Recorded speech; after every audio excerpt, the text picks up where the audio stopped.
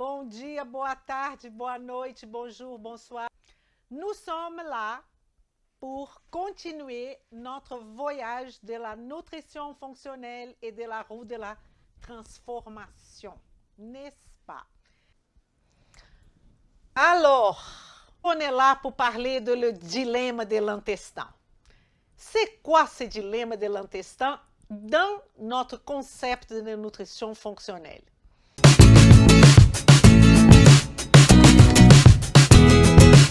Vem comigo! En fait, le dilemme de l'intestin, c'est tout simplement parce que l'intestin, il va ingérer, il va digérer, il va absorber, il va éliminer.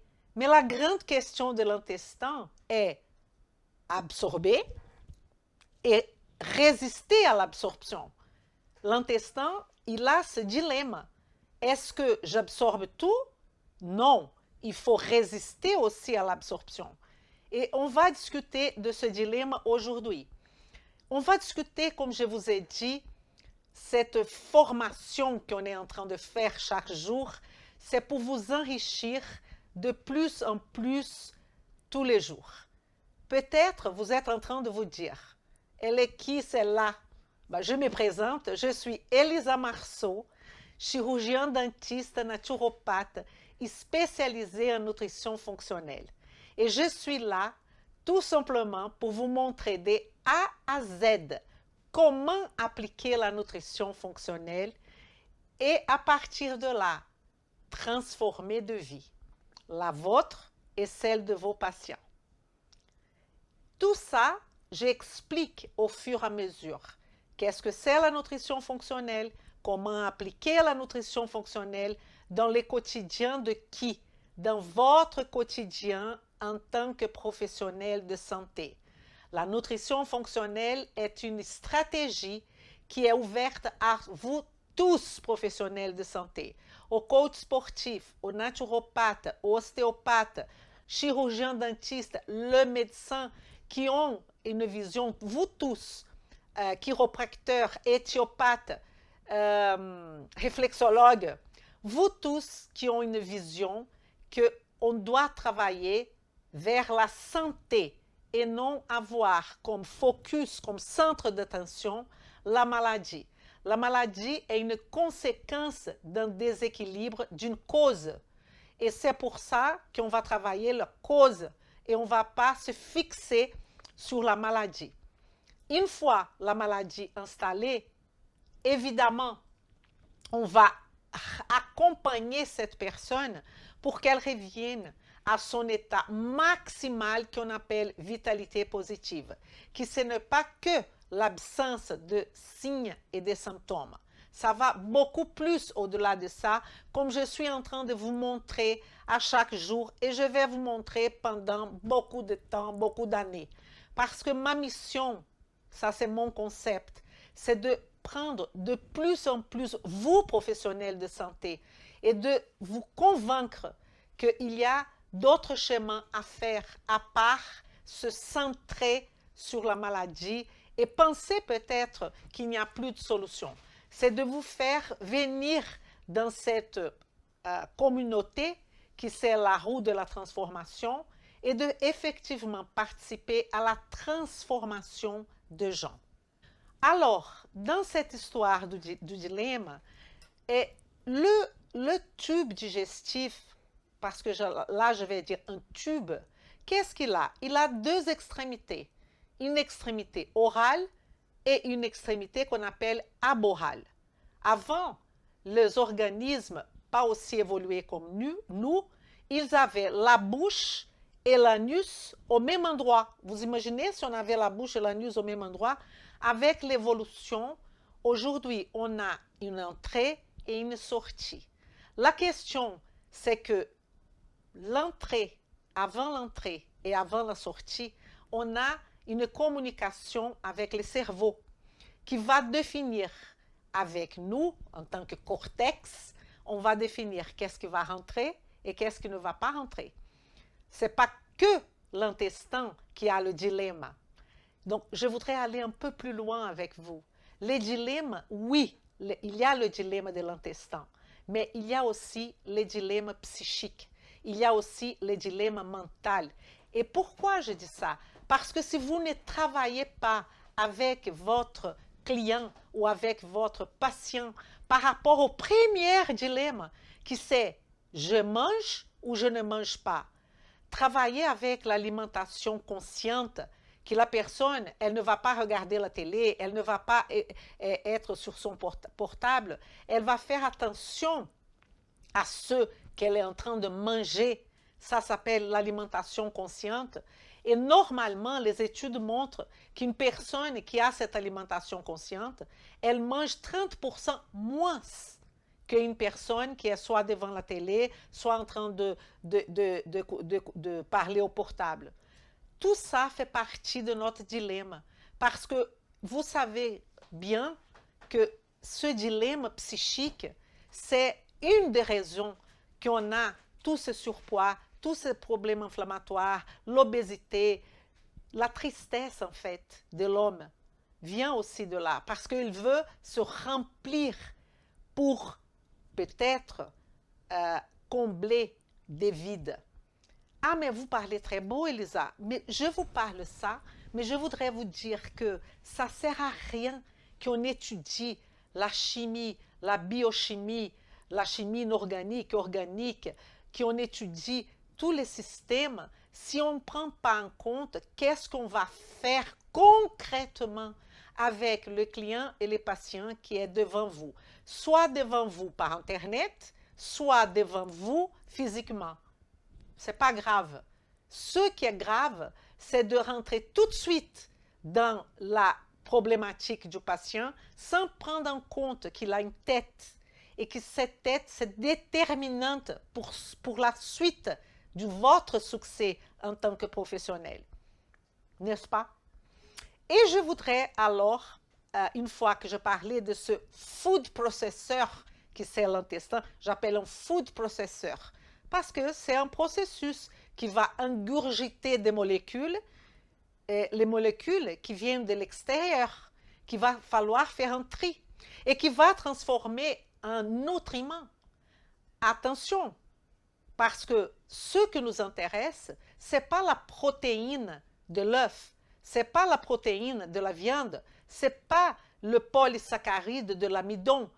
Tout ça doit être catabolisé en briques, acides aminés, glucose, saccharose, disaccharide pour devenir glucose, les acides gras, c'est ça qui nous intéresse. Et le corps va, une fois dans la circulation sanguine, va avoir la possibilité de distribuer et reconstruire tout ça selon la nécessité de chaque organisme. C'est pour ça qu'on appelle la biochimie personnalisée. Je trouve ça d'une beauté absolue. Parce que vous pouvez participer de ce processus d'arriver à la santé des êtres humains. Peut-être, Elisa, peut-être non, sûrement, elle est une goutte dans l'océan. Mais la goutte Elisa, plus la goutte Julie, plus la goutte Jean-Pierre, plus la goutte Christelle, plus la goutte Rachel, plus la goutte Dom, que je ne sais pas comment il s'appelle, plus la goutte Martine, plus la goutte de vous qui n'est pas là dans le live mais qui va m'écouter, ça va devenir un océan. Et là, on va transformer des vies. On transforme des vies tous les jours. Tous les jours. J'ai des patients qui après, j'aurai l'opportunité de vous lire et de vous montrer qu'est-ce qu'ils disent le patient à moi. Je ne suis pas spéciale, je ne suis pas mieux que vous. Je suis exactement comme vous. La seule chose qu'il y a de différent, c'est que j'ai eu cette grande opportunité de connaître comment on peut montrer aux gens et convaincre les gens que le chemin, ce n'est pas vers le médicament, que le chemin, c'est vers l'alimentation, une alimentation consciente et la prise de la responsabilité de la santé de chacun de nous. Je pense que ce moment que nous vivons mondial, c'est un moment extrêmement important. C'est un moment où on se pose beaucoup de questions, n'est-ce pas? Est-ce qu'on vacciné, pas vacciné? Pourquoi on est là? pourquoi il y a autant de décès. C'est bien de trouver le vaccin et tout ça, c'est très bien. Mais l'autre jour, je suis allée manger et en faisant un échange avec un garçon, vous savez, il m'a dit quelque chose qui m'a beaucoup touchée. Il m'a dit que après qu'on est obligé de se vacciner, le nombre de personnes dans le restaurant a été divisé par moins que la moitié. OK. Et là, il me dit, je ne comprends pas trop pourquoi les gens font tout cet état de se vacciner ou pas, en sachant qu'ils mangent ici tous les jours n'importe quoi. Ça m'a fait quand même réfléchir. Je ne sais pas vous, mais ce qu'il voulait dire, c'est on est très préoccupé s'il faut vacciner ou pas. Mais il y a des choses qu'on appelle la base, les modifiables. Les gens sont très préoccupés avec les vaccins. Est-ce qu'ils ne devraient pas être préoccupés aussi avec ce qu'ils mangent déjà à la base? Et là, je ne donne pas mon avis de la vaccination. Ce n'est pas ça mon but ici. Je ne veux pas polémiquer. Mais le fait que c'est préoccupé, comme il y en a beaucoup d'ailleurs, qui sont par exemple contre les micro-ondes. OK, mais vous êtes contre les micro-ondes. Une personne qui est contre les micro-ondes, elle doit avant tout se poser qu'est-ce qu'elle mange, qu'est-ce qu'elle met dans ce tube qu'on est en train de parler aujourd'hui et qu'on va parler pas mal de temps. Vous allez voir, je vais vous présenter aujourd'hui une partie de notre projet. Allons-nous maintenant à un sujet, parce que je vous ai dit, on va parler de plusieurs choses qui vont englober votre client, votre patient. Et cette chose-là s'appelle andragogie. Alors, qu'est-ce que c'est l'andragogie? Andragogie, ce terme, il a été créé par Malcolm Knowles. Malcolm Knowles était un professeur de Harvard. Je ne sais pas pourquoi, mais les gens qui étudient à Harvard, il me semble, hein, qu'ils sont vraiment spéciaux, ou peut-être ils ont beaucoup de temps pour étudier, parce que beaucoup de choses sortent de Harvard. J'ai eu l'opportunité d'y aller et de connaître l'université, voir, oh mon Dieu. Mais il était un pionnier de l'éducation pour l'adulte. Pédagogie, c'est effectivement l'apprentissage pour les enfants. Et l'andragogie, c'est ça que je me suis intéressée, comme en train de lire des livres et des articles de Malcolm Knowles. Pourquoi? Parce que lui, il y a quelques principes de l'adulte que je suis tout à fait d'accord. L'adulte, il ne va pas retenir quoi que ce soit. Il ne va pas apprendre s'il ne trouve pas une raison valable. Et pourquoi je vous dis ça? Parce que mon objectif en train de vous présenter la nutrition fonctionnelle, c'est que vous vous rendez fou et que vous allez être fou pour apprendre, pour appliquer et pour avoir de belles histoires à me raconter après de succès auprès de vos patients. Évidemment, quand on parle de succès, on parle de succès professionnel, on parle de succès en termes financiers, on parle tout simplement de succès. Mais pour cela, on a besoin de passer par des étapes. Et une des étapes, c'est cet apprentissage pour les adultes. Et l'adulte, il aime bien se baser sur des expériences passées. Et c'est ça qu'on va faire là maintenant. Est-ce que vous avez déjà pris un train dans la vie? Effectivement, je crois que oui, et vous connaissez le train. Et ce que je vais vous montrer par rapport à cette photo-là, la photo numéro 1, regardez cette photo numéro 1. Vous avez ici des wagons, vous avez ici une tête. On va exactement considérer que les wagons sont les secteurs du tube digestif. Donc, le premier wagon, on peut considérer que c'est la bouche. Le deuxième wagon, l'ésophage. Le troisième wagon, l'estomac.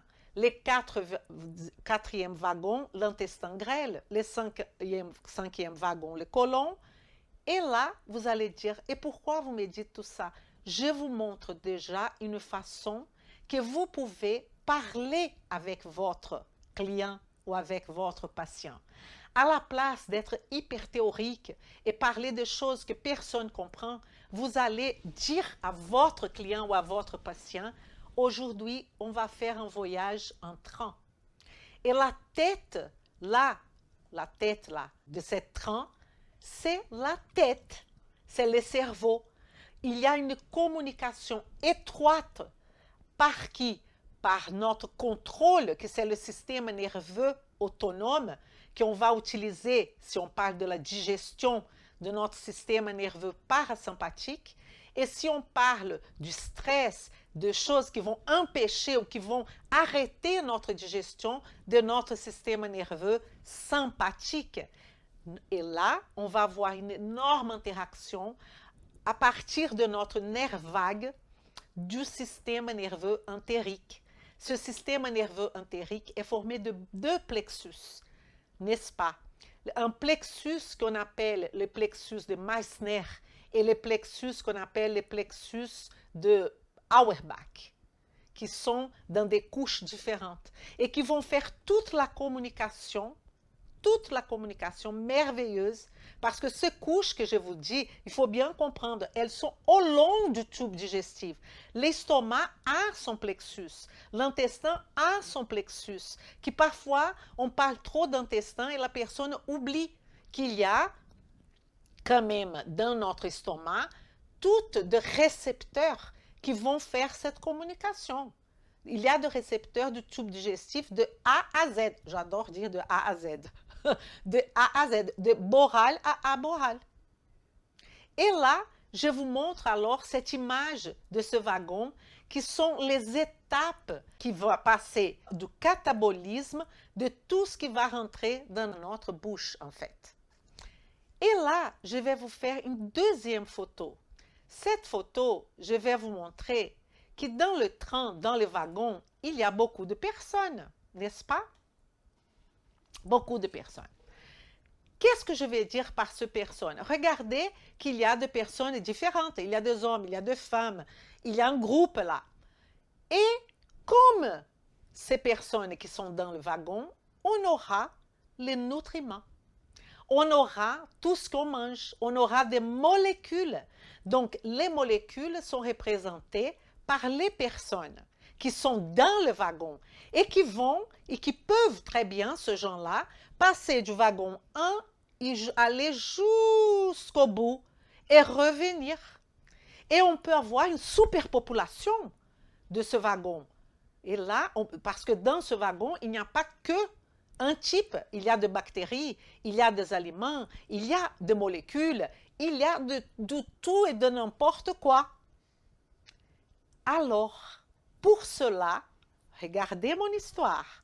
On va avoir un contrôle comme exactement se passe dans le train. Vous avez qui? Vous avez tout simplement ce monsieur. Vous connaissez ce monsieur? Le contrôleur. Eh bien là, on a aussi un contrôleur dans notre wagon ou dans nos wagons qui est le tube digestif. Mais ce contrôleur-là, est-ce qu'il est tout de suite dedans? Non, non, non. Quand on prend notre train, parfois, si c'est à Paris par exemple, on va voir que le contrôle commence dehors, commence avant de rentrer dans le train. Notre corps, il a aussi cette capacité que je vais vous montrer ici tout de suite. Regardez. Après, je reviens en tout ce qui est écrit. Mais regardez ici ce contrôleur-là qui est à la porte du train. Ça sont nos IgA, les immunoglobulines qui vont guetter. Imaginez les tubes intestinaux, imaginez au niveau de la muqueuse ces immunoglobulines qui sont là, IgA, en train de guetter qu'est-ce qui rentre, qu'est-ce qui ne rentre pas. C'est une forme qu'on a de contrôle. Et une fois que vous rentrez, c'est parce que vous avez un billet pour rentrer. Et quand je dis rentrer, là, c'est pas rentrer dans le tube intestinal, dans le wagon, mais plutôt de rentrer dans la circulation sanguine. Vous comprenez mon histoire? Donc ici, on a la représentation des IgA.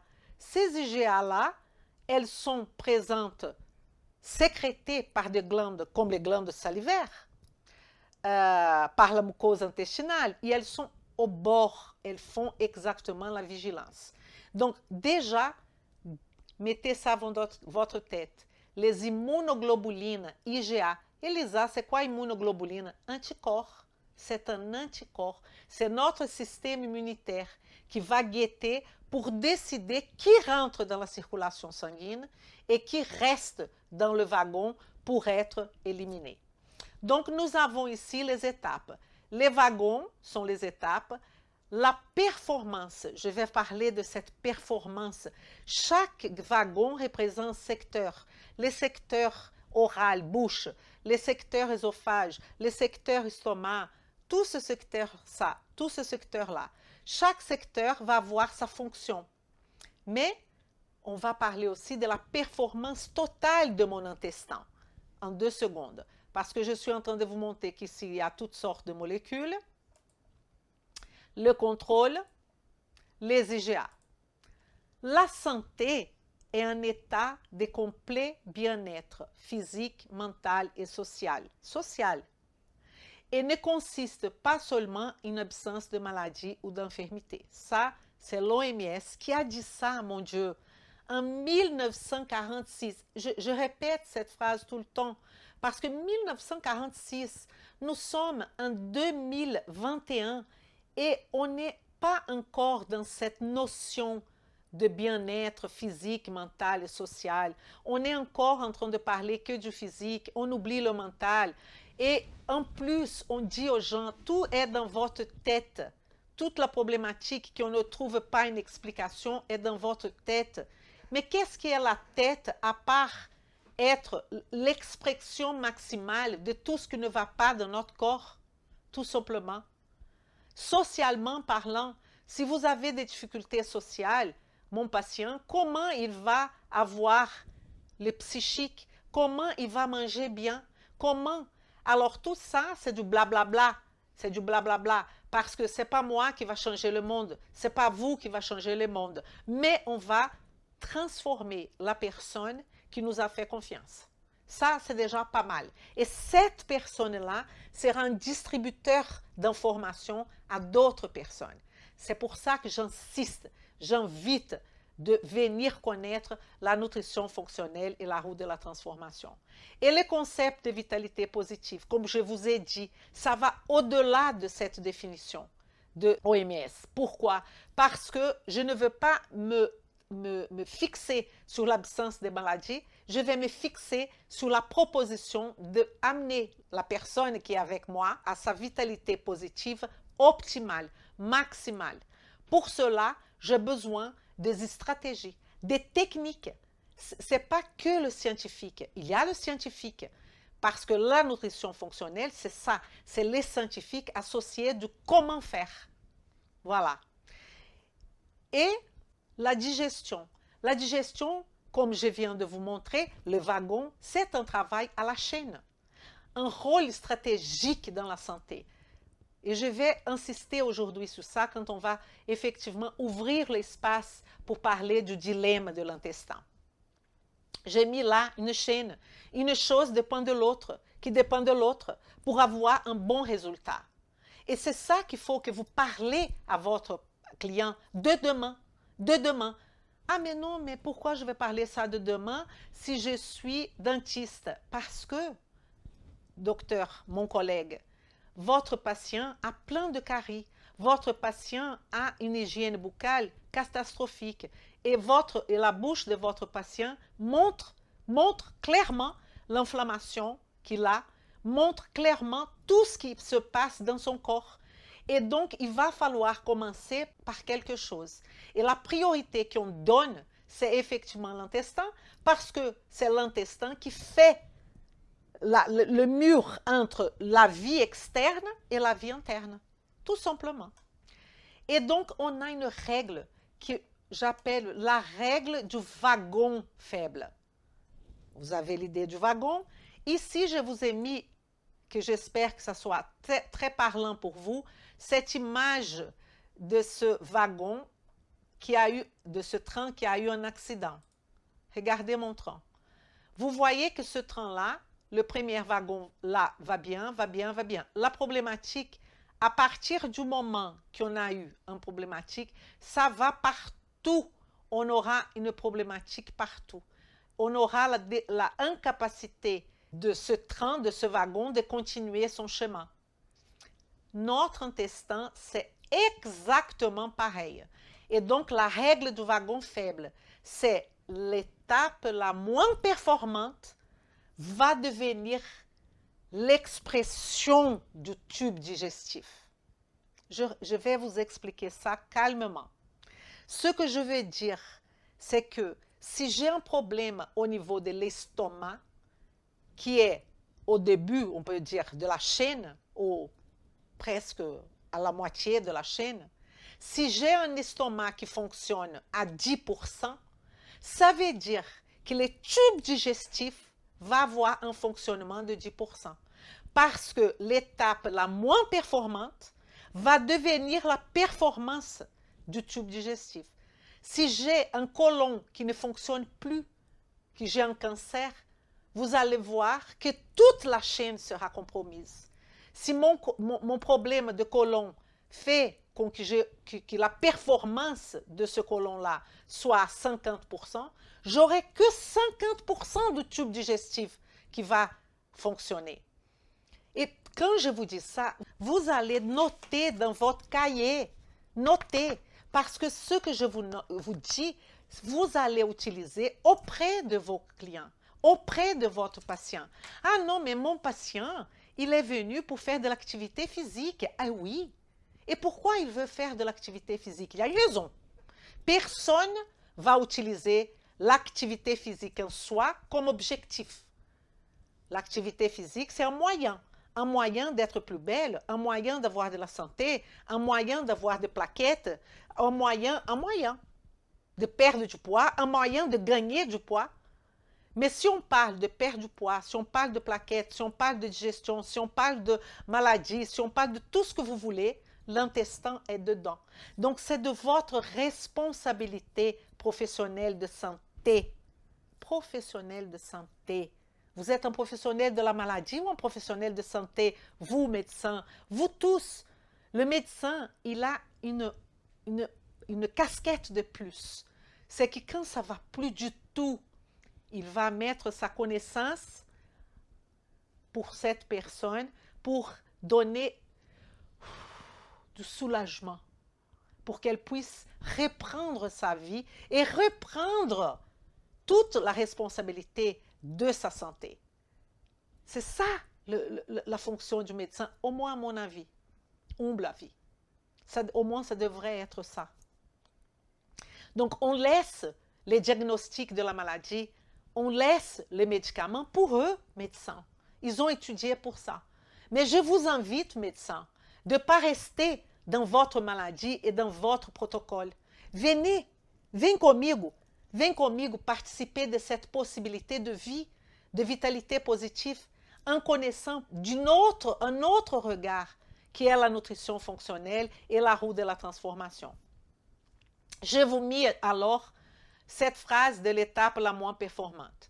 Les tubes digestifs, premier maillon anabolique. Comment ça, Elisa? Attendez, réfléchissez avec moi.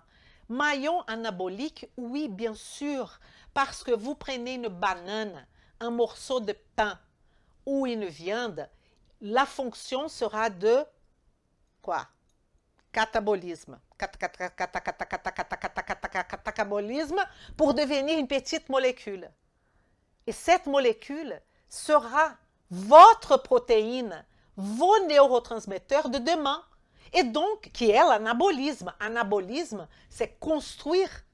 Donc, on prend les aliments, on va le cataboliser grâce à l'intestin, grâce aux annexes, à notre pancréas, à notre vésicule biliaire, à tous les organes qui font partie, les annexes aussi de ce tube digestif, qui va possibiliter que tout ça rentre dans la circulation sanguine, qui va jusqu'à la veine porte, jusqu'au foie, qui va prendre soin de tout ça, qui va, avec la phase 1, la phase 2, pouvoir quand même détoxifier, qu'on ne meurt pas, même les médicaments qui vont venir par Péros, tout ça, le foie va faire un travail à la merveille. Il va retenir un peu le glucose pour que notre sang ne soit pas en hyperglycémie, en faisant quoi? La glycogénèse. Quand on a besoin, il va faire la glycogénolyse. Ah, Elisa, il n'y a plus d'aliments.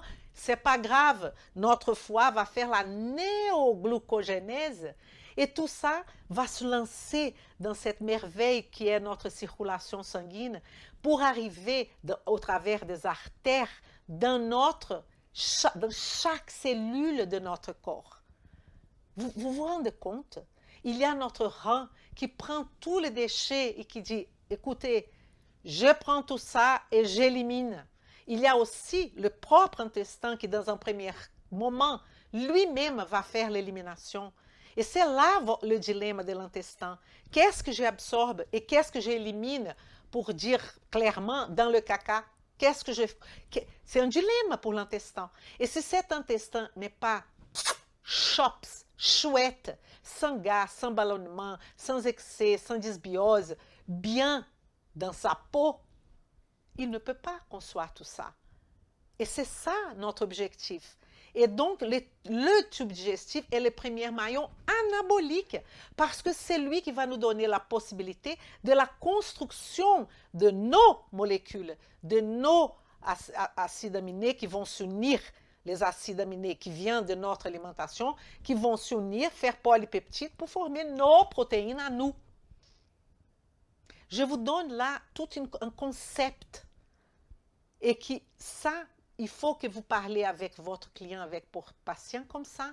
Il va ouvrir la bouche, il va dire « Waouh!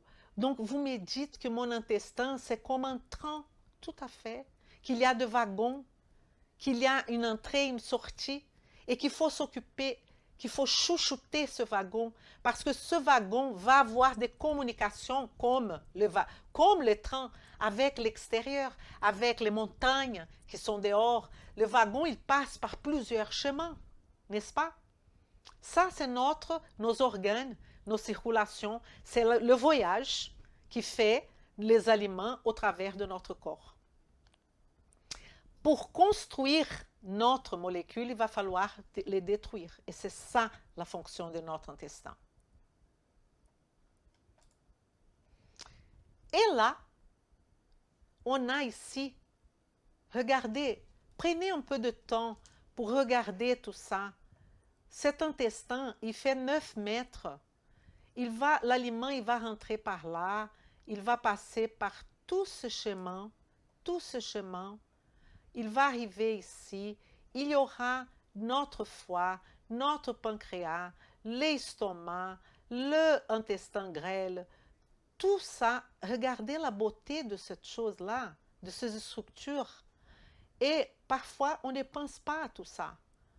On ne prend pas le temps de penser que l'aliment va faire ce voyage-là.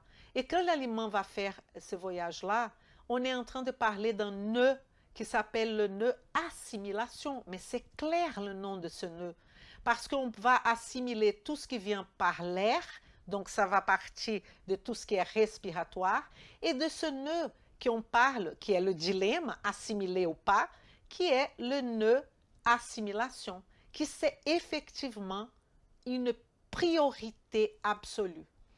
Vous voyez ici notre roue, notre matrice de la nutrition fonctionnelle. Je répète à chaque fois, et je répéterai à chaque fois la beauté de ce concept, que ce n'est pas Elisa qui a créé la nutrition fonctionnelle. Elle vient des États-Unis, elle vient de Washington, de l'Institut de médecine en nutrition fonctionnelle, que j'ai eu l'opportunité de connaître à fond. Et ça me fait beaucoup de plaisir de partager avec vous tout ce que j'ai appris, en fait. Et pourquoi les nœuds assimilation est une priorité? Tout simplement parce que 90% de nos problèmes passent par le tube digestif. problèmes émotionnels, problèmes inflammatoires, problèmes cardiovasculaires, poids, allergies, auto-immune, tout ça fait une écho à partir de notre tube digestif. Par où faut commencer alors de traiter votre avatar, de traiter votre client? Évidemment, par là, par les nœuds assimilation. C'est le nœud qu'on va s'occuper tout de suite.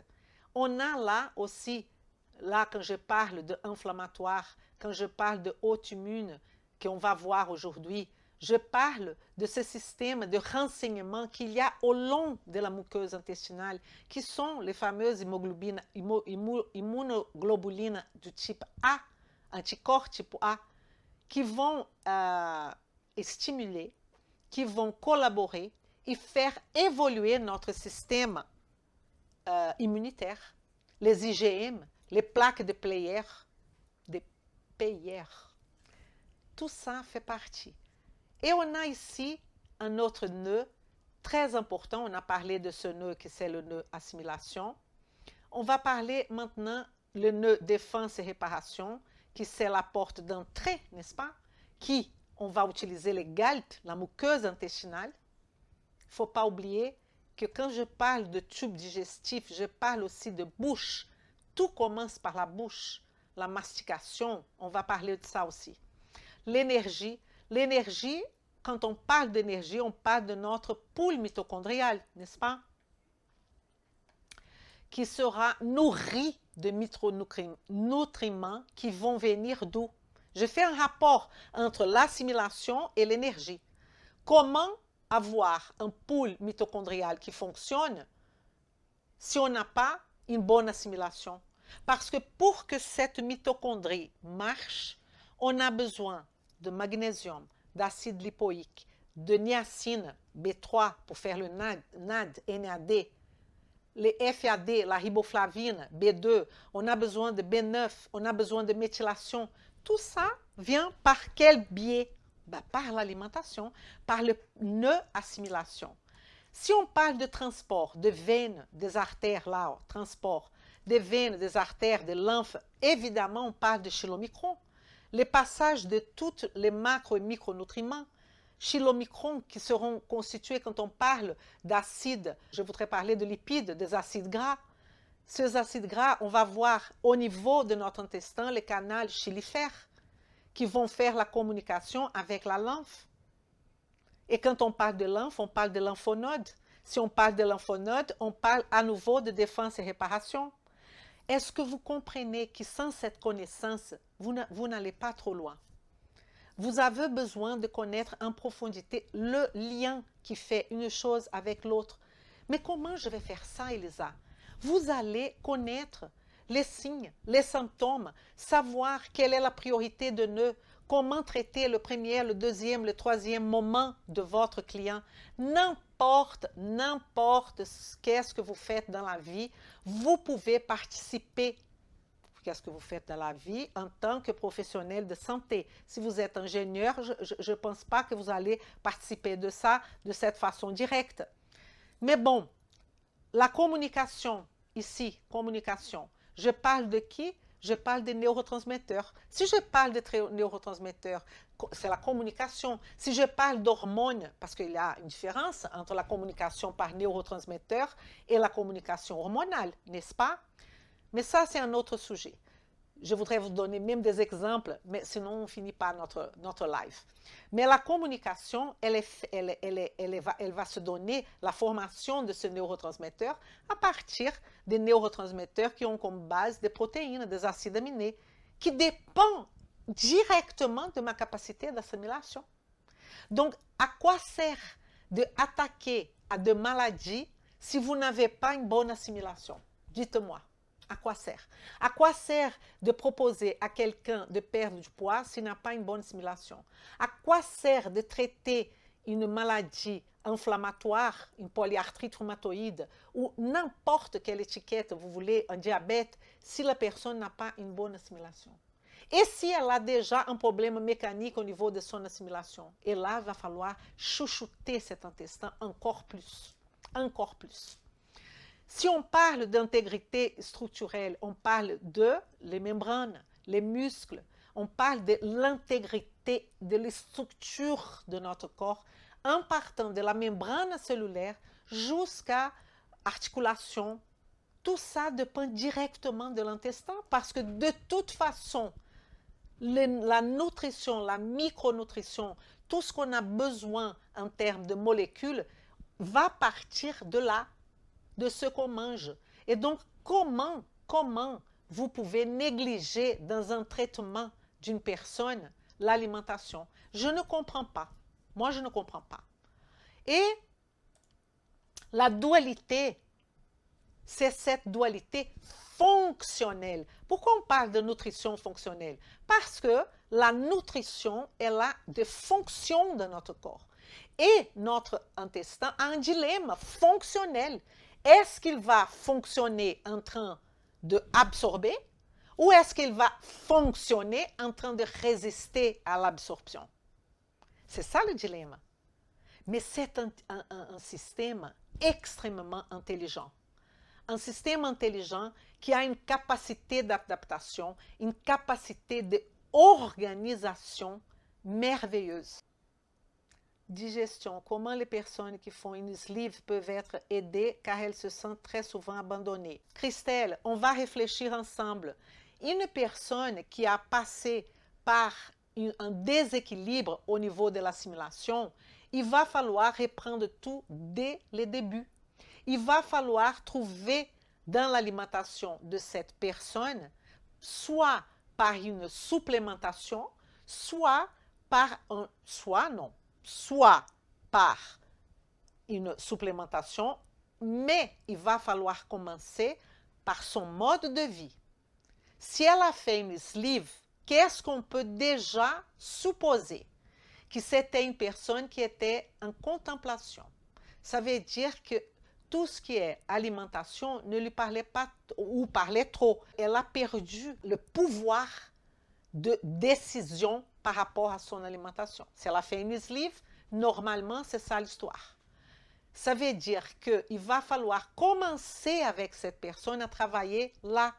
Mais comment, Elisa? Comment je vais travailler avec sa tête? Vous allez travailler de petit à petit en train d'introduire la notion qu'elle était en contemplation, de prise de conscience, d'alimentation qu'on appelle l'alimentation consciente. On va lui demander des exercices, des outils très pratiques pour qu'elle reprenne conscience de sa problématique. C'est un processus long, mais c'est un processus d'une beauté absolue. Une fois qu'on a déjà fait les sleeves, le mal est déjà fait. Alors, il va falloir arriver avec cette personne à sa vitalité positive maximale, au travers de plusieurs façons, en train de travailler défense et réparation, énergie, biotransformation, transport, communication, intégrité structurelle et évidemment assimilation. Mais il va falloir se connaître, là on est dans un niveau un peu plus compliqué, quel est le niveau du stress oxydatif, quel est son niveau de glycation. Et la glycation est liée à l'alimentation de cette personne. Tout ça, elle doit probablement, déficit en B12, probablement, plusieurs déficits, une personne qui fait sleeve, comme une personne qui prend aussi des pilules anticonceptionnelles. Elle a aussi beaucoup de déficits. Ah, ça veut dire que vous êtes contre la pilule. Je ne suis pas folle. Mais il va falloir prendre ça en compte, évidemment. Ce n'est pas d'être radical et dire aux gens, ne fais ça, fais ça. Non, chacun a son mode de vie. Mais comment on va montrer à la personne le meilleur qu'elle peut donner dans son mode de vie à elle? Donc, ce système intelligent que je voudrais vous parler. Alors, on a parlé de chaque nœud, n'est-ce pas?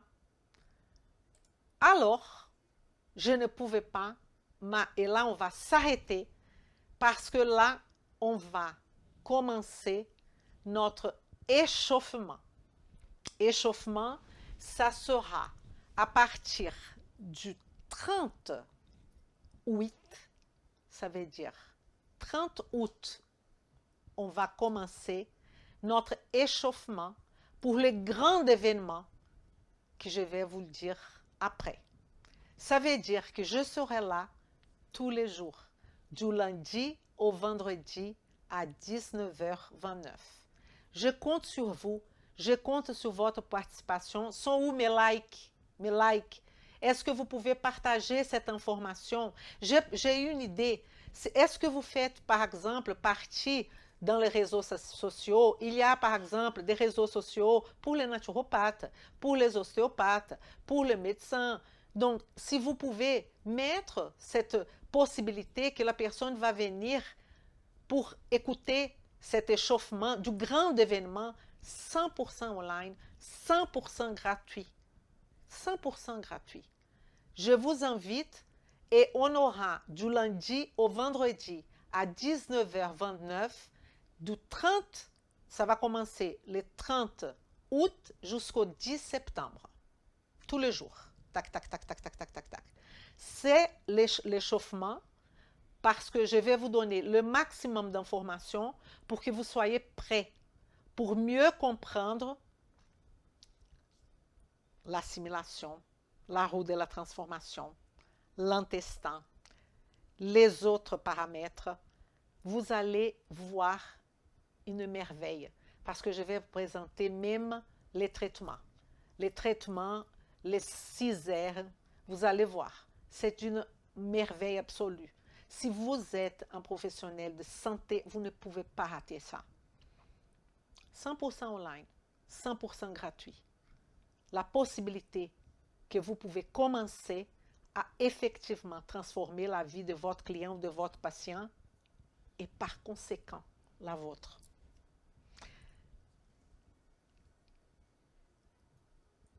Je vous montre ici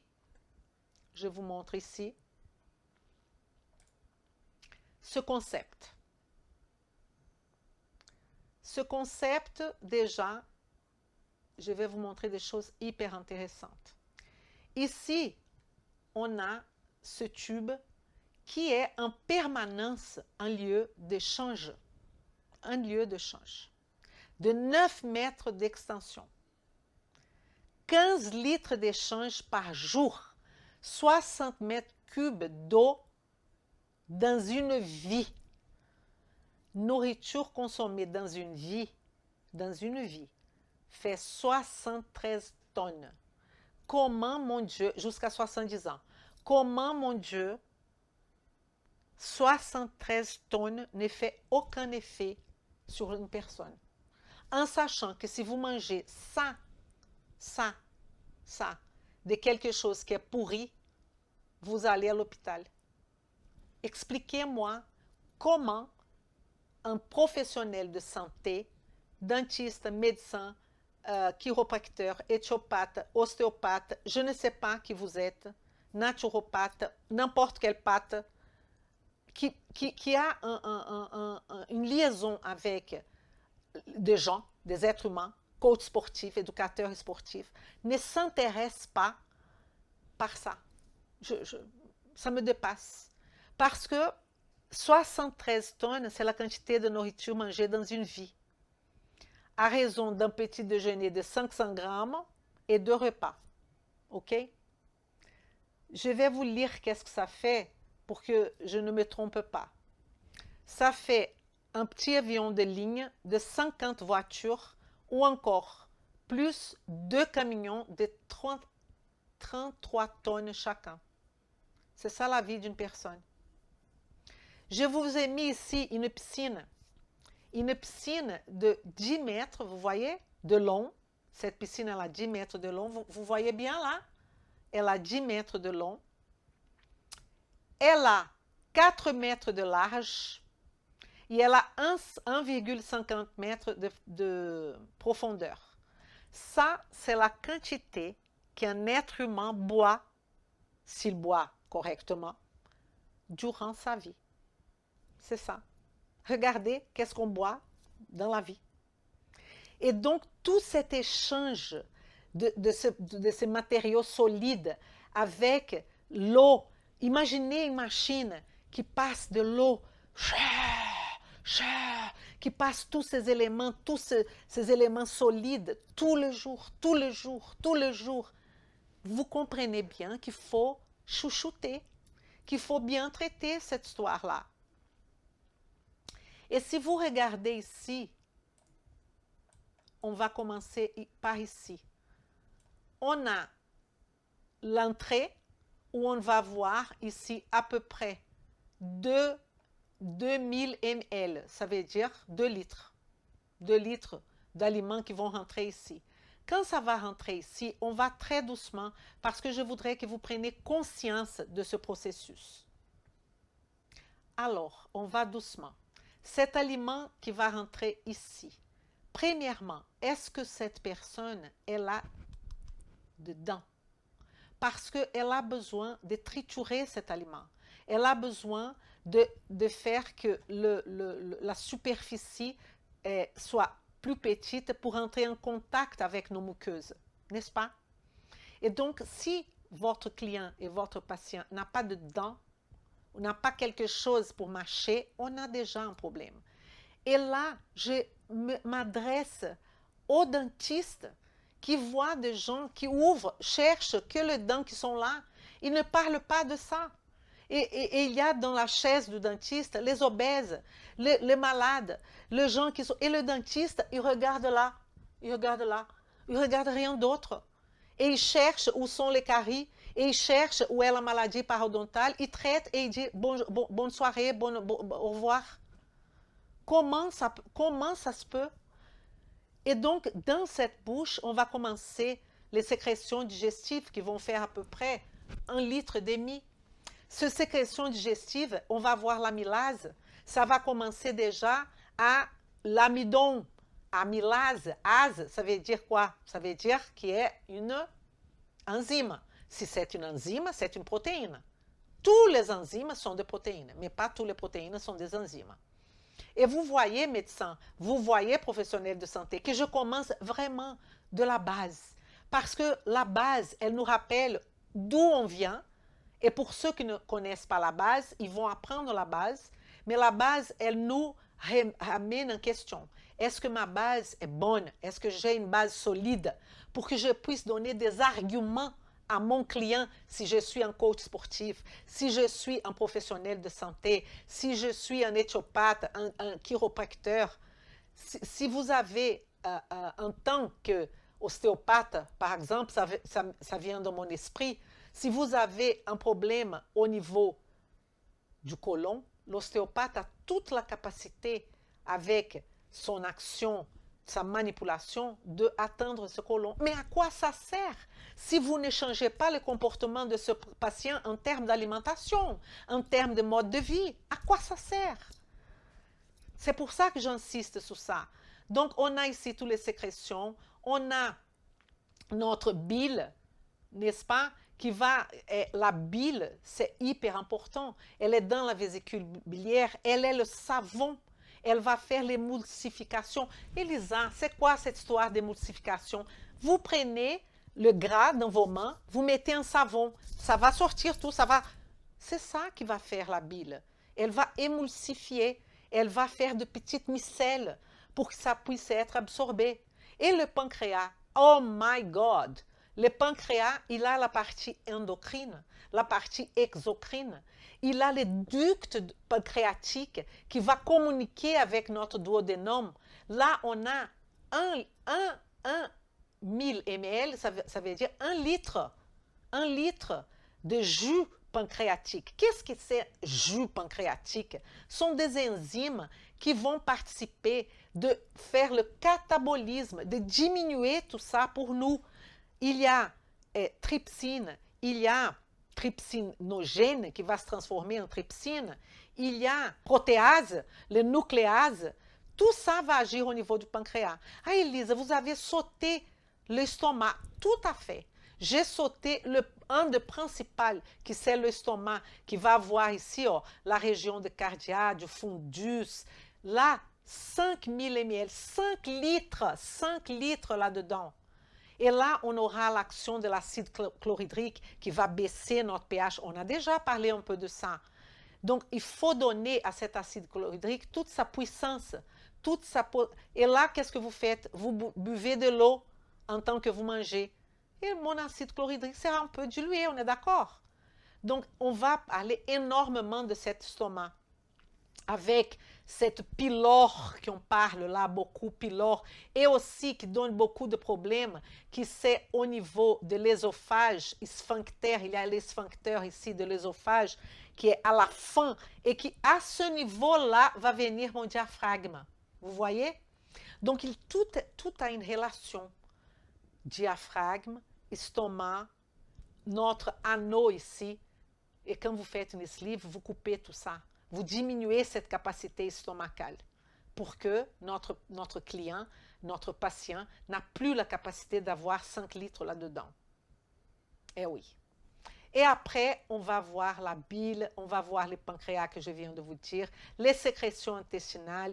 Beaucoup de l'eau sera absorbée. Regardez ici, dans cette partie du duodénum et surtout de notre côlon, réabsorption de 1 litre de 150 à peu près.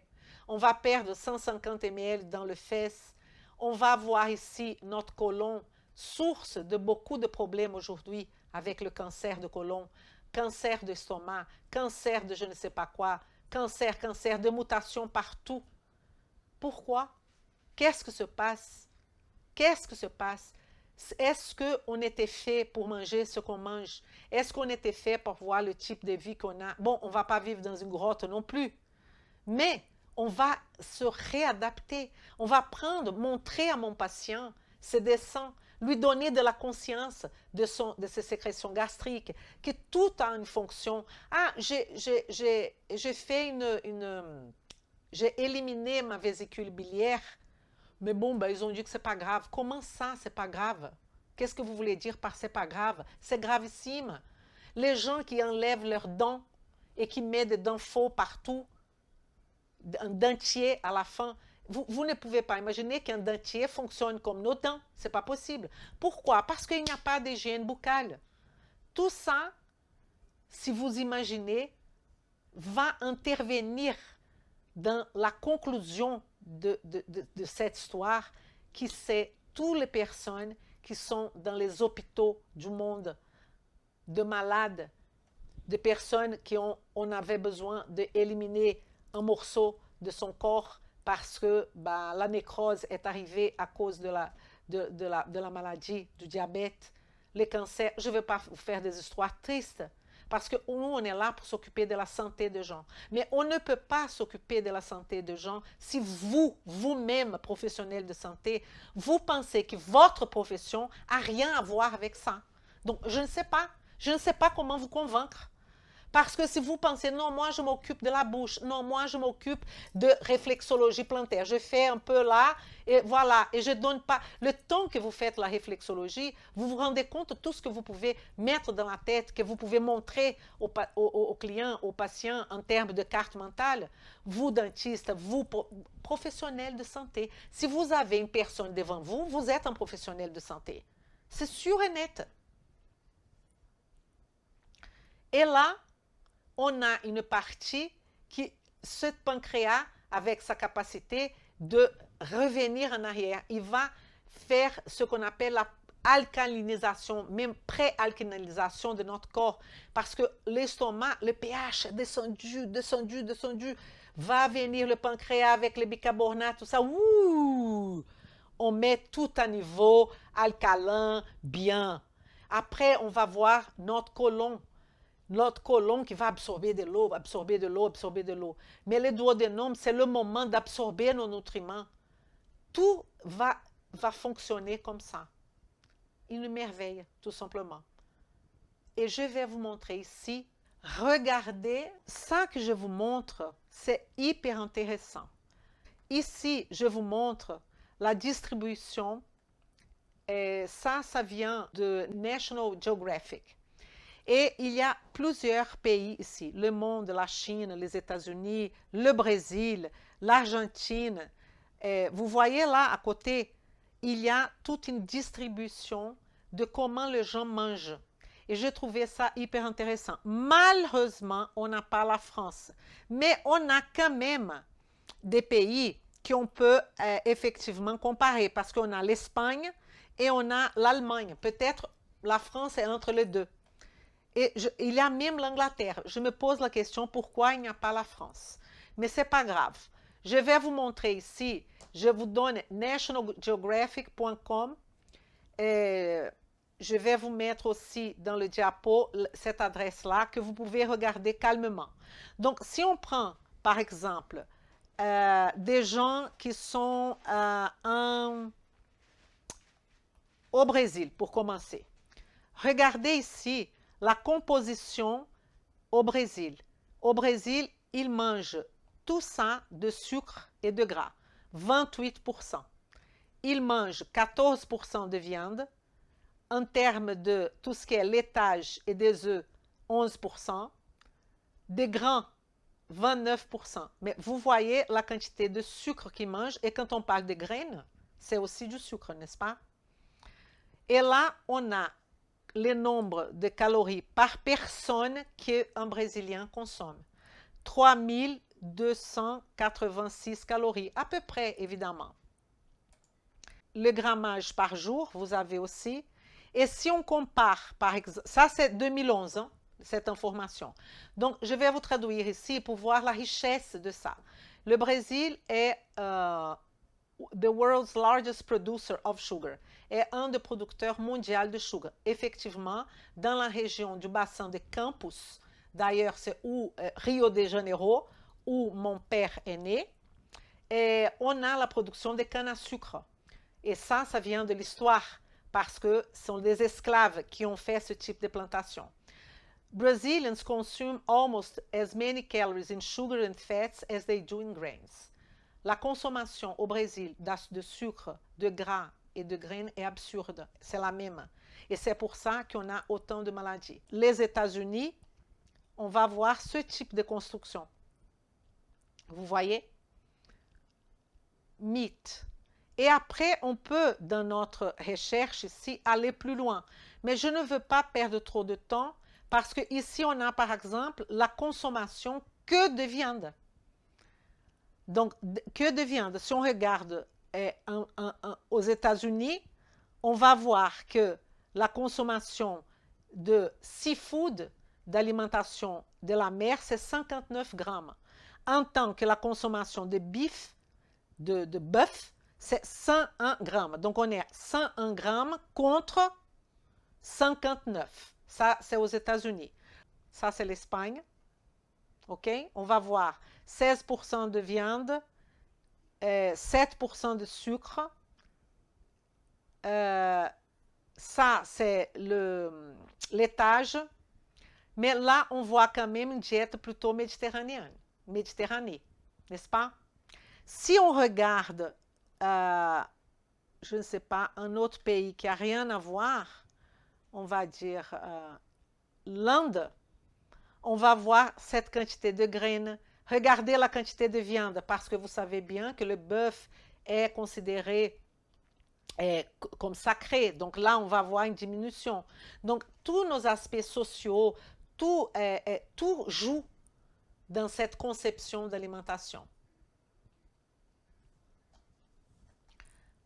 Si on regarde la Chine, il y a quelqu'un qui a fait référence à la Chine, et on regarde la consommation de viande, je ne sais pas, hein, on va voir que 13 grammes de bif, porc, 98 grammes. Tout ce qui est poultry, volaille. Regardez la consommation de fruits de mer. 642% et ça augmente. Je trouve ça. Et si vous mettez ça dans votre Google, vous pouvez mettre la traduction et vous allez tout comprendre. Je ne pouvais pas m'empêcher de vous montrer ça parce que c'est d'une beauté absolue.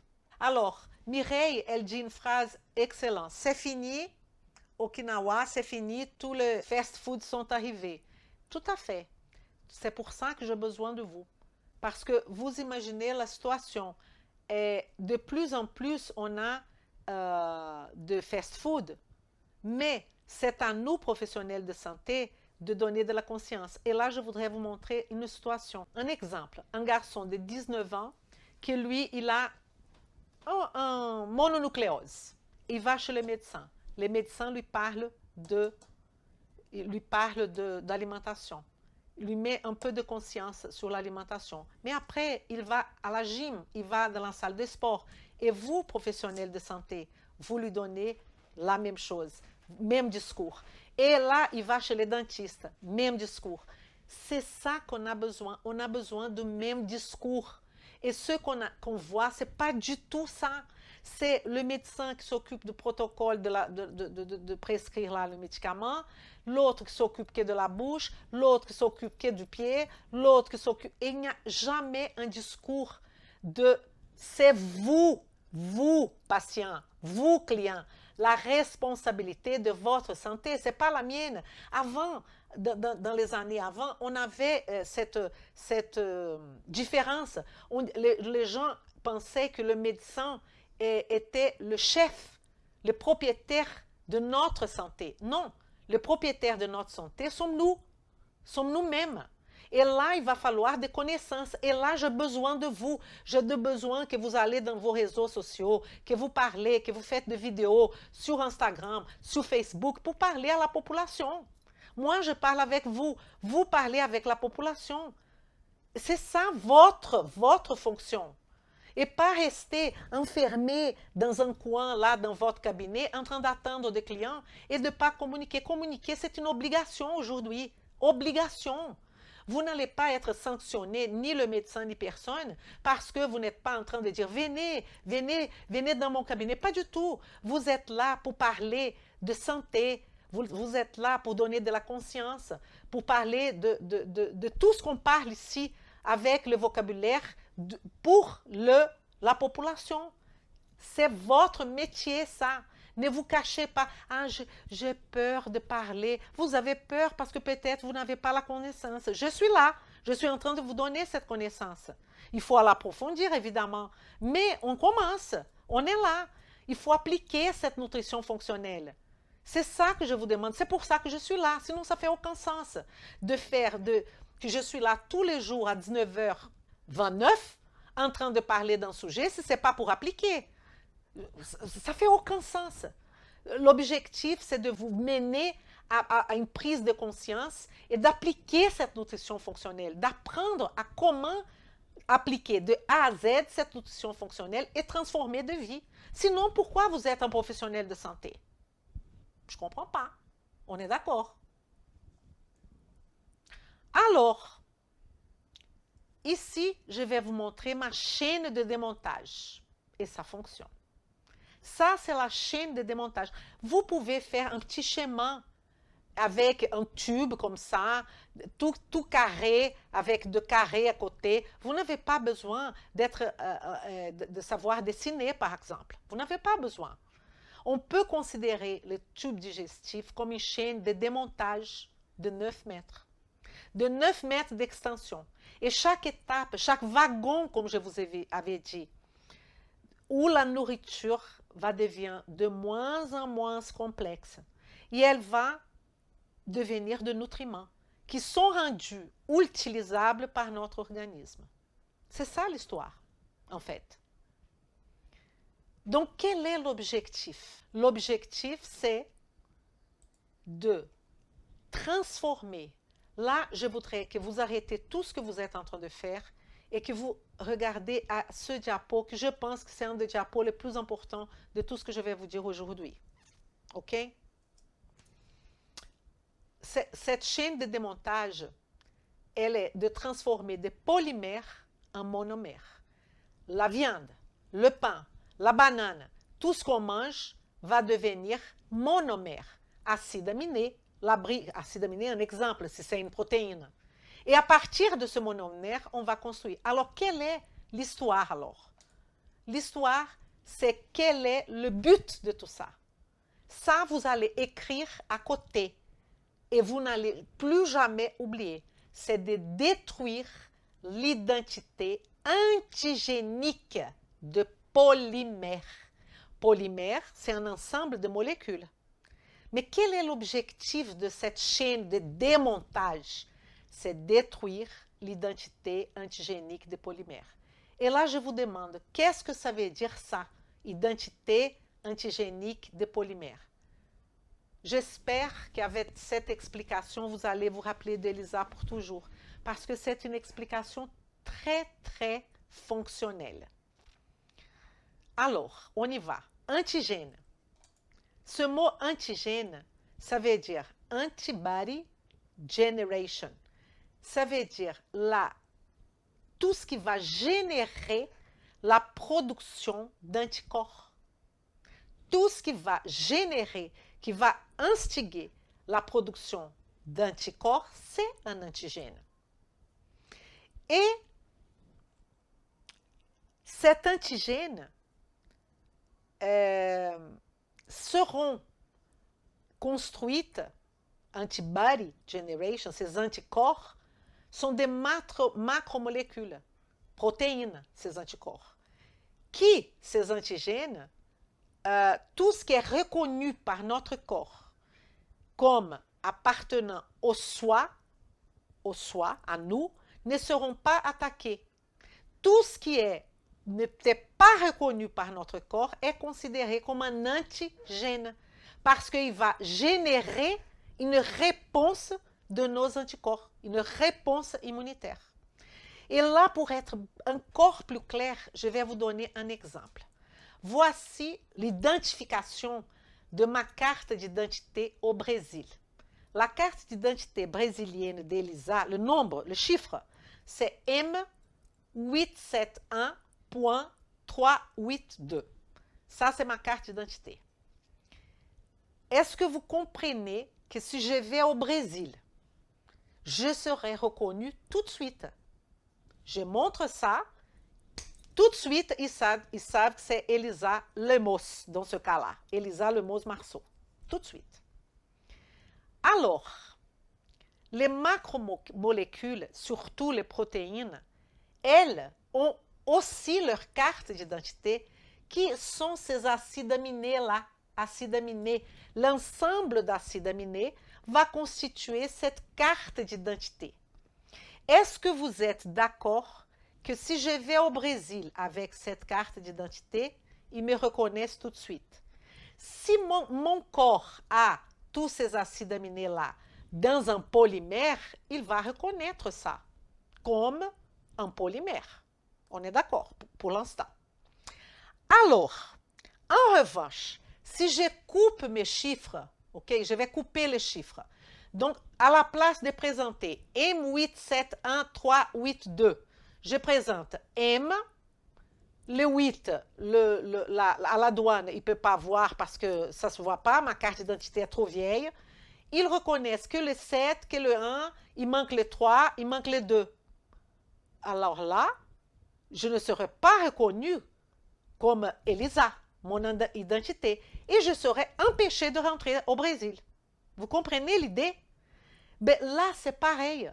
À partir du moment que je coupe tous ces éléments, la digestion, en petits morceaux, mon corps ne va plus reconnaître d'où venait cet acide aminé.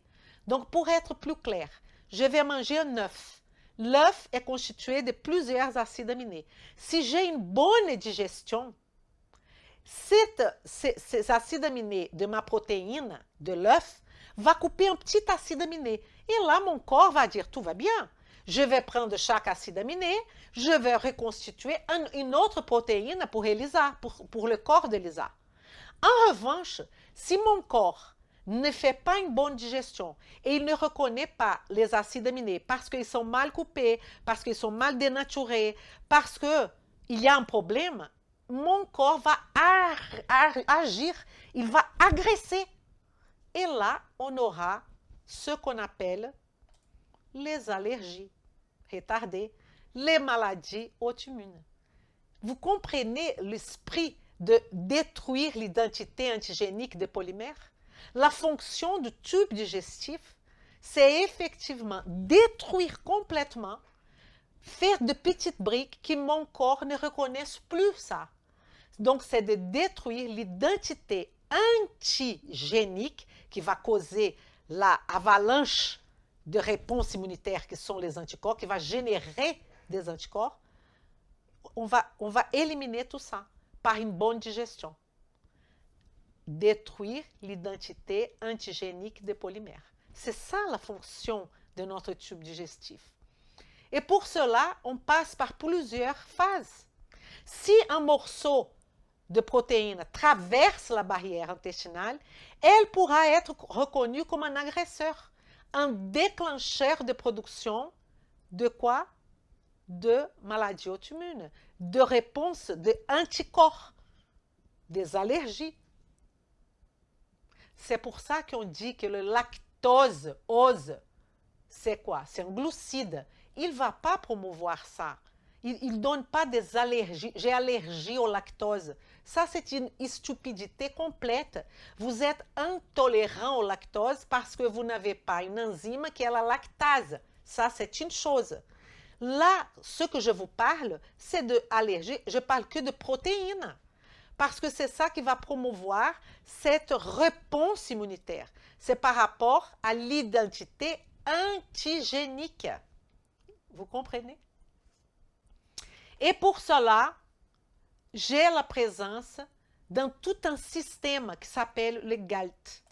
Le GALT qui est un tissu lymphoïde dans nos muqueuses qui vont faire ce travail et qui vont effectivement avoir cette défense de notre organisme. Mais attention, le GALT, il peut être quelque chose de positif, mais il peut agir d'une façon négative si on n'a pas un système digestif qui est bon, qui est optimal, Parce que notre fonction est pas de prendre de polymère. Il va falloir cataboliser ce polymère en monomère pour que notre corps ne reconnaisse pas, comme c'est le cas de mon identité. Il ne va pas prendre M8, 7, 1, 3, 8, 2. Quand on fait la digestion, on aura 2, 8, 3, qu'on va composer à d'autres chiffres qui sont les autres molécules de notre corps. Est-ce que vous avez bien compris cette explication? Elle est fondamentale. Alors, si on parle de l'ingestion, c'est quoi l'ingestion? C'est l'introduction de la nourriture dans nos tubes digestifs, tout simplement, habituellement par la bouche. Et là, cela évoque à Elisa déjà une série de troubles. Troubles liés au stress, à nos émotions, à notre système limbique. Le système limbique, vous pensez à un chien, ok? Lui, il a faim comme nous. On peut penser à la dénutrition. C'est la phase céphalique. Cette phase céphalique, c'est quand on sent le pizza là et qu'on commence à saliver. Ça, c'est notre système nerveux qui est en train de jouer déjà. Cette salivation, la libération de salive, elle fait partie. Tant que, quand on dort, il y a une diminution de la quantité de salive, n'est-ce pas? On a tout un système de propulsion mécanique que je vais vous présenter là, volontaire et involontaire. Alors, Elisa, pourquoi vous me dites ça? Je vous dis ça parce que c'est avec ça que vous allez travailler dans votre quotidien, en train de comprendre les choses. Volontaire, ça veut dire que j'ai mon cortex qui prend la décision de manger cet aliment. Et va falloir travailler ce moment-là. Sinon, l'obèse sera toujours obèse. Sinon, les personnes qui mangent mal vont manger toujours mal. Sinon, vous, là, vous qui me regardez, qui a envie de manger un chocolat, je ne sais pas d'où, ou qui mange beaucoup de sucre, vous allez continuer dans le même processus. Parce que si volontairement vous ne pouvez pas contrôler, c'est parce qu'il y a un problème. Parce qu'à partir du moment qu'on avale, c'est fini. C'est fini. Tout va rentrer dans le processus involontaire. Et donc, on travaille beaucoup les sauts du volontaire à l'involontaire. Et vous me dites là, Elisa, vous prenez autant de temps avec vos patients? Oui, oui. Et il y a parmi vous quelques-uns qui sont mes patients et qui savent très bien que je prends ce temps-là. Mais pour le temps, il faut à côté le prix, malheureusement. Parce qu'en France, la sécurité ou l'assurance, elle est maladie, elle n'assure pas la santé. Si elle assurait la santé, elle allait payer Elisa pour donner cette explication, pour diminuer l'assurance maladie. On aurait moins de gens malades. Mais ça, c'est d'une évidence. Mon Dieu, est-ce que je suis folle? Mais Elisa ne rêve pas. Je ne rêve pas. Je compte sur vous, chacun de vous, dans votre spécialité, dans votre métier, en train de travailler ça. C'est déjà énorme. Commençons par ça. Et là, on va penser à la propulsion mécanique. Cette propulsion mécanique, pour avoir cette propulsion mécanique, la nourriture, elle va se déplacer dans le tube digestif, mon Dieu. Au travers d'un processus volontaire, comme je vous ai dit, complexe, il y a 22 muscles qui vont agir, et aussi involontaire, que c'est le péristaltisme. Péri autour. Vous savez, péristaltisme, stelline, ça veut dire resserrer des ondes.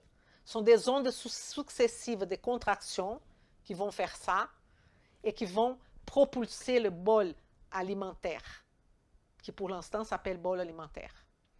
Et là, ce bol alimentaire va aller de la partie orale à arborale, n'est-ce pas? Pour être absorbé, éliminé, et la digestion se fait. Et donc, cette partie mécanique de ma bouche, c'est effectivement de préparer physiquement, mécaniquement, l'aliment, la nourriture, pour passer après à la digestion chimique. Donc, on a une digestion mécanique, volontaire. C'est pour ça que mâcher, la mastication est important. C'est le mélange de la nourriture avec la salive. Et c'est grâce à ça que va venir l'action des glandes salivaires, l'action chimique. Donc, on a mechanical breakdown, on a un mouvement de digestion mécanique, mais on va avoir aussi la digestion chimique en même temps. Tout ça fait partie de cette chaîne de démontage. Et la digestion chimique, c'est le catabolisme, par un processus de dégradation effectué par des enzymes sous le contrôle hormonal et le contrôle nerveux. Et là, on va parler de quoi? Des systèmes nerveux central, des systèmes nerveux sympathiques, parasympathiques. Elisa, je ne connais rien de ça. C'est parce que vous avez besoin de la base fondamentale. Vous avez besoin de savoir qu'est-ce qui va agir à ce moment-là. Dans la digestion, plutôt le parasympathique. Vous allez comprendre pourquoi on est fatigué après manger. Vous allez comprendre le pourquoi et le comment. Mais il faut commencer par la physiologie. Mais de cette façon, pas une physiologie distante, qu'on mémorise tout, on ne comprend rien. Ça ne sert à rien. Ça ne sert à rien. Il va falloir que vous compreniez, que vous imaginez une banane en train de rentrer dans votre bouche et qu'elle sera triturée et qu'il y a le moment, il faut qu'elle soit bien triturée parce qu'on commence la digestion mécanique qui va donner force à la digestion chimique. Et il y a aussi le fameux pétrissage de l'estomac. Le pétrissage, pour ça, l'estomac va avoir quelques couches musculaires un peu différentes, couches obliques, pour faire ce pétrissage. On en reparlera. Il y a tous les sucs digestifs qui vont rentrer. Je suis à l'estomac. Évidemment, je laissais de côté mon œsophage parce que c'est un tube qui va faire aussi ce mouvement très important d'ailleurs. Mais pour aller un peu plus vite, on est dans notre estomac. Et vous allez remarquer que tout ça, que cette digestion, elle est pour l'instant hors corps. Elle n'est pas encore entrée dans cette phase qui c'est la numéro 5 ici, qui c'est la phase d'absorption. Je suis à la phase 1, ingestion. J'ai expliqué ça. Donc, la digestion, c'est la partie chimique. C'est pour ça qu'il y a toutes ces petites gouttes-là. C'est la partie chimique qui va agir. Effectivement, on a notre estomac, on a aussi la propulsion qui est la partie mécanique. Et après, qu'est-ce qui va se passer? On a le moment de l'absorption. Ce moment de l'absorption, mon Dieu, c'est la rentrée dans le corps. Pour l'instant, on était hors corps et là, on va rentrer dans notre corps. C'est dans le sang, c'est dans la lymphe, grâce à des mécanismes qu'on appelle mécanismes de transport actifs qui vont jouer et passifs.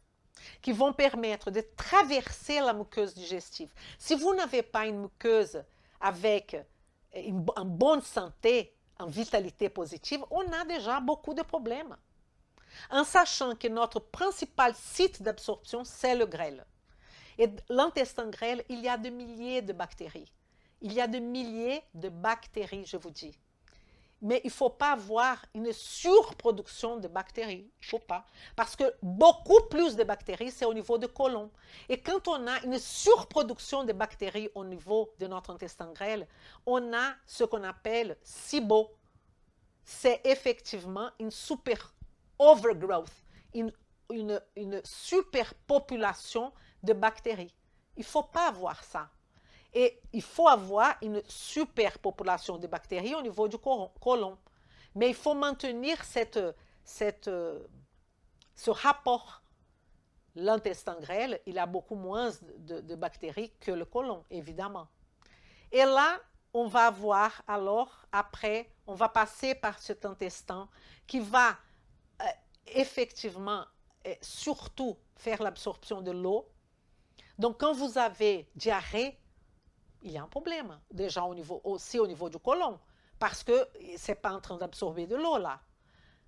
Après, ça va partir dans l'anus et il y a la défécation. La défécation, c'est, normalement, l'évacuation par l'anus des substances non digestibles ou qui n'ont pu être absorbées sous la forme de fesses. Vous voyez que dans ce tube, qui sont les wagons, rappelez-vous du wagon, on peut avoir des problèmes au niveau de la bouche, au niveau du pharynx, au niveau de l'œsophage, au niveau de la tête déjà, l'aliment qu'on prend, au niveau buccal dedans, au niveau salivaire.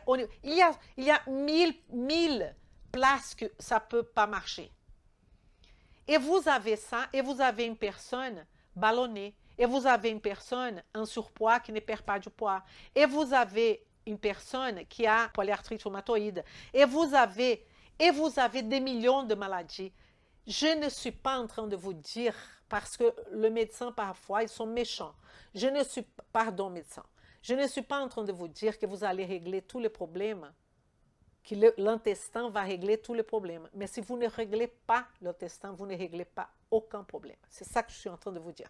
À part, si vous faites une sleeve, vous coupez, vous enlevez la vésicule biliaire, vous enlevez... Bah là, oui, parfait. On aura l'opportunité de parler de l'action hormonale dans toute cette histoire, parce que c'est beaucoup complexe. On aura la présence de notre pancréas, on aura la présence des hormones de l'intestin, on aura une série d'actions, le pancréas avec l'insuline, glucagon. C'est une orchestration pour que tout se passe bien. Je ne pouvais pas partir sans vous parler de notre échauffement. On sera à partir du 30 août, tous les jours, à 19h29. Notre but sera de faire un échauffement pour un événement sublime que je vais vous proposer, évidemment, 100% gratuit, 100% online. Cet événement, c'est pour vous montrer concrètement tout ce que je suis en train de vous dire, mais d'une façon beaucoup plus profonde, et de vous mettre ça dans la roue de la transformation. De vous montrer qu'est-ce qu'on peut apprendre, où on peut aller, jusqu'où on peut aller. C'est ça notre objectif. Donc, je vous rappelle et je vous demande de l'aide. Je vous demande, si vous avez la conscience que plus de professionnels de santé sont dans cette vision, plus on va avancer. C'est pour ça que je vous demande de partager avec votre connaissance, les gens que vous connaissez, dans votre WhatsApp, dans votre... Va voir ça, c'est intéressant. C'est ça mon objectif. Si vous pouvez m'aider, je vous remercie. Pour finir, j'aime bien faire un petit résumé. Quel est le dilemme de l'intestin? Le dilemme de l'intestin, c'est il faut qu'il absorbe, c'est le problème, et résister à l'absorption. Parce que le vrai dilemme pour l'intestin, c'est absorber, parce que ça va être fait au niveau de notre duodénum, mais de résister à l'absorption. Et la résistance va direct être éliminée. Qu'est-ce qu'on absorbe? Qu'est-ce qu'on n'absorbe pas? Pour cela, on a besoin de travailler notre connaissance. La connaissance, elle est libertatrice. La connaissance nous amène à des lieux pas possibles. Je vous invite de participer avec moi à partir du 30 août à notre échauffement pour les grands événements. Cet échauffement, c'est pour vous chauffer en termes de connaissances, je dis bien, pour notre grand événement. Ce grand événement, je vais vous présenter le 30 août. Qu'est-ce qui va être ce grand événement? On est bien d'accord. Du 30 août au 19, du lundi au vendredi. J'espère que je peux compter sur vous. À bientôt e vem comigo. Vem comigo!